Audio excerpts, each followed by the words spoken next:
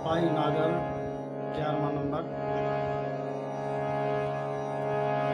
प्रथम कुंडला कार सुभग से जमुना सो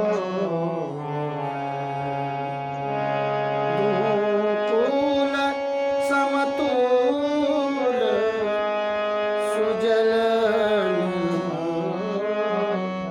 मन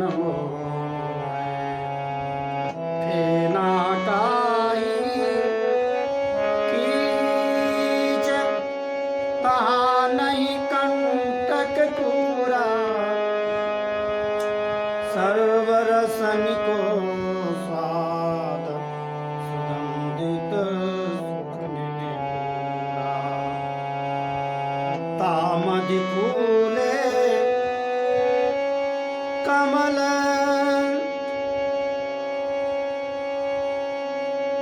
कमोदिन रंग रंग के जलचर भांति अनेक रंगीले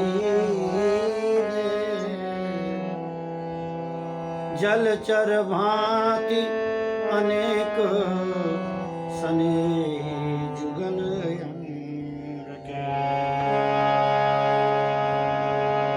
तिन पर दीद विहंग विविध भातिन तिन पर गुंजत मधुप मत्त मकरंद पान कर चक्रवाक बकहंस प्रशंसित रहित नाभि प्रमाण गंभीर बहे अति मंजुल धारा डोले कल जलया जुगल हित विविध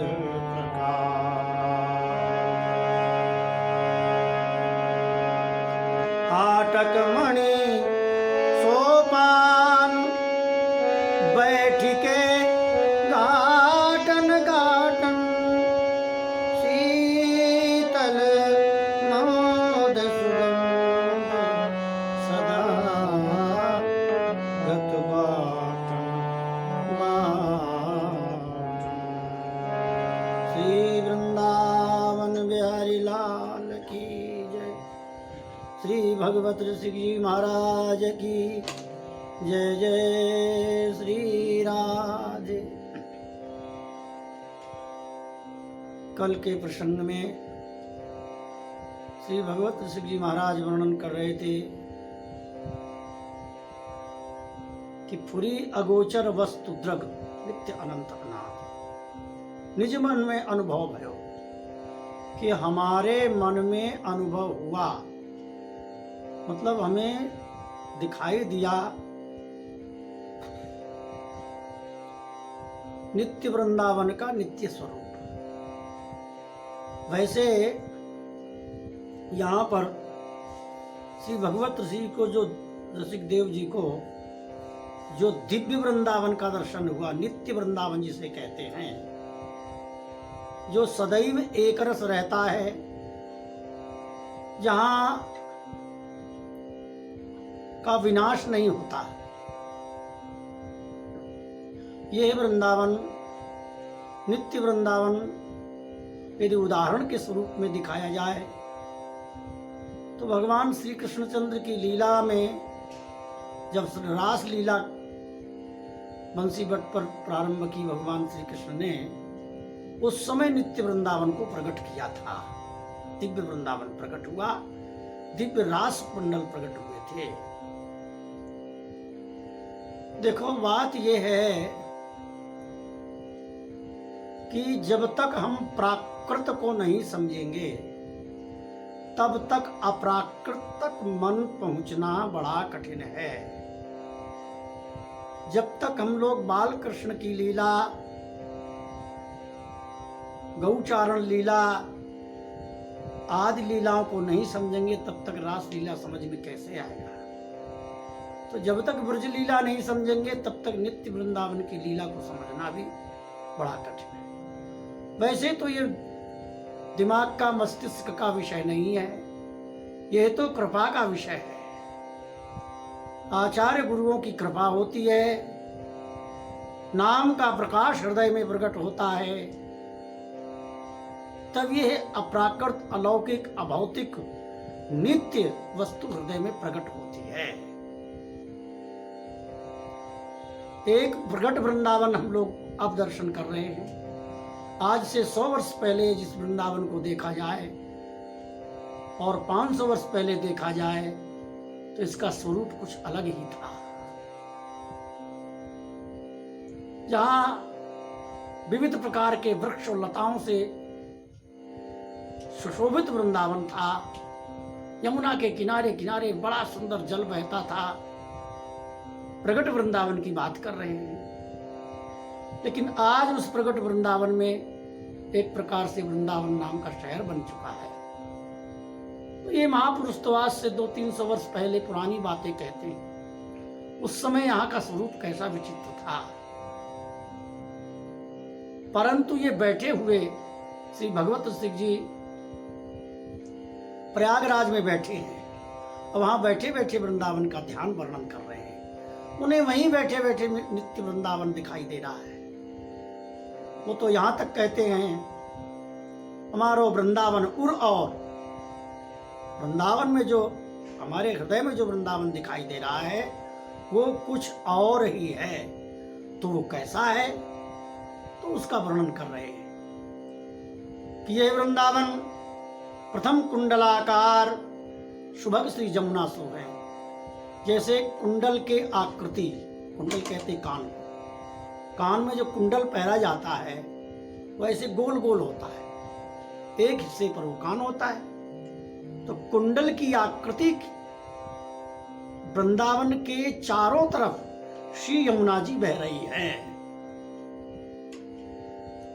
प्रथम कुंडलाकार, प्रथम माने पहले, सबसे पहले वर्णन कर रहे हैं कुंडलाकार श्री यमुना जी का।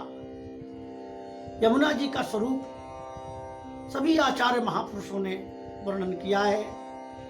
श्री यमुना जी का प्रवेश ब्रज लीला में, यमुना जी का प्रवेश निवृत्त निकुंज की लीला में, यमुना जी का प्रवेश मथुरा लीला में और यमुना जी का प्रवेश द्वारिका लीला में भी है। परंतु यहां नित्य वृंदावन की चर्चा कर रहे हैं।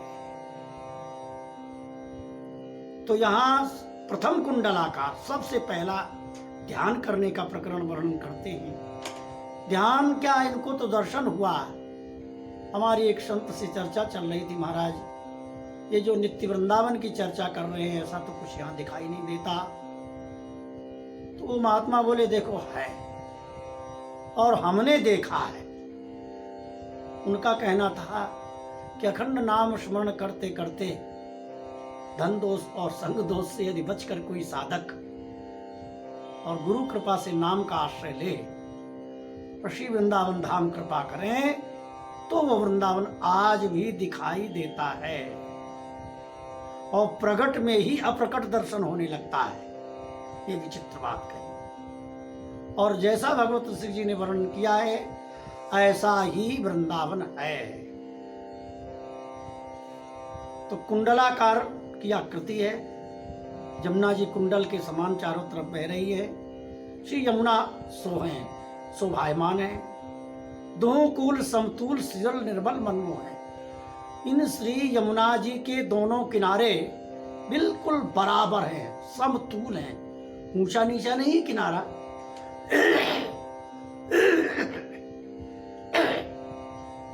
और निर्मल जल बह रहा है, बड़ा शुद्ध श्याम रंग का, जिस जल में यदि अपना दर्पण देखे तो दिखाई दे, ऐसा निर्मल जल है। फेना काई कीच तहान जहां नहीं कंटक पूरा। जो प्राकृत अवगुण दिखाई देते हैं वो अप्राकृत सी यमुना जी में, दिव्य यमुना जी में फेन नहीं है, काई नहीं है, कीचड़ नहीं है और कोई कंटक भी नहीं है। सर्व रसन को स्वाद और सारे रसों का स्वाद श्री यमुना जी के जल में प्राप्त होता है। श्री यमुना जी की कृपा से यदि हाँ अर्थ ये भी किया जाए कि जो भक्ति के 5 रस हैं, शांत, दास, सख्य, वात्सल्य, मधुर, ये सभी रस श्री यमुना जी की कृपा से प्राप्त होते हैं। तो सर्व रसन को स्वाद सुगंधित सुखनित पूरा श्री यमुना जी के जल में बड़ी भीनी भीनी सुगंधी आती है, क्योंकि वहाँ पर कमल खिले हुए हैं। नीले रंग के कमल, श्वेत वर्ण के और लाल रंग के कमल खिले हुए हैं। वहाँ भीनी भीनी सुगंधी आ रही है। तामदि फूले कमल, अउन श्री यमुना जी के मध्य में बड़े सुंदर सुंदर कमल खिले हुए हैं और कमलों पर भौरे गुंजायमान हो रहे हैं, भौरे गुनगुना रहे हैं। कुमुदनी रंग रंग के, कुमुदनी भी खिलती है। कुमुदनी रात के समय जो खिलता है कमल सफेद रंग का, उसे कुमुदनी कहते हैं। कुमुदनी खिलती है चंद्रमा के प्रकाश से और कमल खिलता सूर्य के प्रकाश से। जलचर भांति अनेक स्नेही जुगल अंग के। अब यहाँ एक बात विशेष ध्यान देने की है कि इन श्री यमुना जी में जलचरों का भी दर्शन हो रहा है। आखिर इस यमुना जी में जलचर कहां से आ गए? तो जो श्री श्यामा श्याम जुगल सरकार के श्री अंग के जो सेविकाएं हैं, सहचरियां हैं, वही श्री लाडली लाल को सुख देने के लिए जलचर भी बन जाते हैं। इसलिए जुगल अंग के यहाँ पर शब्द का प्रयोग किया। जलचर भांति अनेक स्नेही जुगल अंग के, जो जुगल के अंग से स्नेह करने वाले हैं, स्नेही जुगल अंग के, तिन पर गुंजत मधुप मत्त मकरंद पान कर, और जो कमल खिले हुए हैं उन कमलों पर मत होकर, मतवाले होकर भौरे गुनगुना रहे हैं।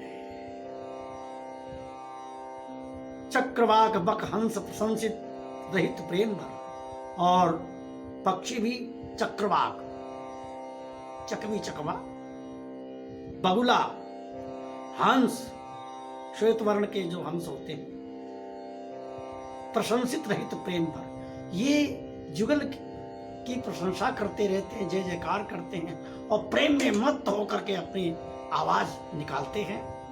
बड़ा सुंदर शोभा है श्री धाम वृंदावन की।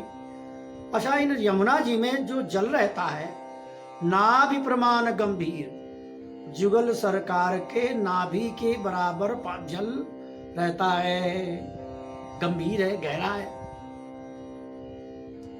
अति मंजुल धारा, और बड़ी सुंदर मंजुल मीठी मीठी धारा बहती है। ऐसा नहीं कि बड़ी तेजी से धारा चल रही हो, हाँ, मंद मंद बह रही है, जल बह रहा है। डोले कल जलयान जुगल हित विविध प्रकारा, और उस जल में विविध प्रकार की नौकाएं चल रही है। जलयान का मतलब जल में चलने वाली नौकाएं, नौकाएं सजी हुई हैं, उन पर सहचरियां विराजमान हैं और जुगल सरकार को नौका विहार के लिए प्रार्थना कर रही हैं। प्रभु, हे जुगल सरकार, आइए विराजिए, नौका में बैठिए। जुगल हित विविध प्रकारा, जुगल के हित के लिए विविध प्रकार से लीला का ठाट सजाती है। हाटक मणि सोपान। अच्छा, श्री यमुना जी के किनारे हाटक माने सोना, एक शुद्ध सोना होता है जिसे हाटक कहते हैं। हाटक शब्द का अर्थ होता है सोना, तेदीप्यमान सोना। और मणि, मणि नीले रंग की होती है, पीले रंग का सोना और नीले रंग की मणि, उसके घाट बने हुए हैं। हीरा और मणि और सोने से चढ़े हुए सोपान माने सीढ़ियां हैं, बैठ के घाटन घाटन, और घाटों के किनारे किनारे बड़े सुंदर सुंदर आसन चौकियां भी विराजमान हैं, बैठने के स्थान बने हुए हैं और सीढ़ियां बनी हुई हैं। शीतल मंद सुगंध सदागत बाटन बाटन, और बड़ा शीतल मंद सुगंध समीर बह रही है। जहाँ के एक एक रास्ते, श्री वृंदावन के रास्ते, वहाँ यमुना जी के किनारे से बड़े सुंदर सुंदर रास्ते किनारे किनारे निकल रहे हैं, बीच जंगल की तरफ जा रहे हैं। सदागत बाटन बाटन, बाट माने रास्ता, बड़ी सुंदर रास्ता है वहां पर। बोलो वृंदावन बिहारी लाल की।